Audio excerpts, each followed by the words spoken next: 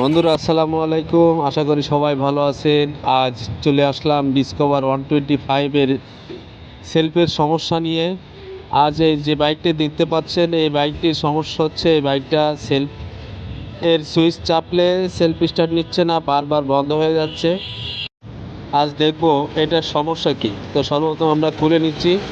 তো আমরা সেলফের মোটরটিকে খুলে নিলাম। দেখতেই পাচ্ছেন সেলফের কার্বন পুড়ে একেবারেই কয়লা হয়ে গেছে।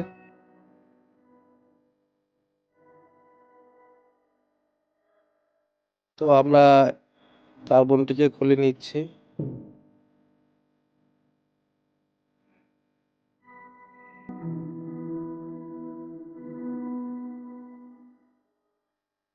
তো আমরা নতুন কার্বন লাগাবো। আমরা সব সময় অরিজিনালটাই লাগানোর চেষ্টা করব, যেহেতু অরিজিনালটা অনেকদিন টেকে। সেই সাথে আমরা রোটার এবং মোটরের ভিতরের অংশগুলো ভালো করে ক্লিন করে নিচ্ছি।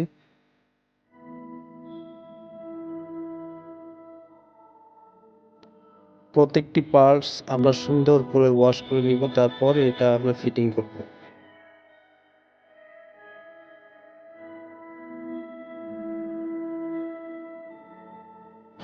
সহজে ফিটিং করার জন্য আমরা দুই সাইডে কার্বনের দুইটা ছোট ক্লিপ লাগিয়ে নিচ্ছি, যাতে আমরা রোটারটা সুন্দর করে লাগাতে পারি।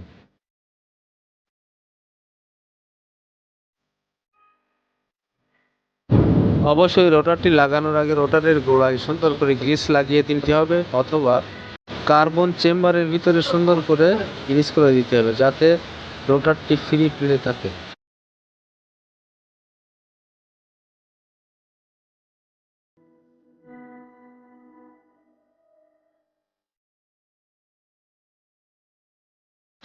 এখন ম্যাগনেট চেম্বার লাগানোর পালা। ম্যাগনেট চেম্বার লাগানোর ক্ষেত্রে দুপাশে মার্ক করা আছে, মার্কের ভিতরে আপনার ম্যাগনেট চেম্বারটি সুন্দর করে ফিটিং করতে হবে।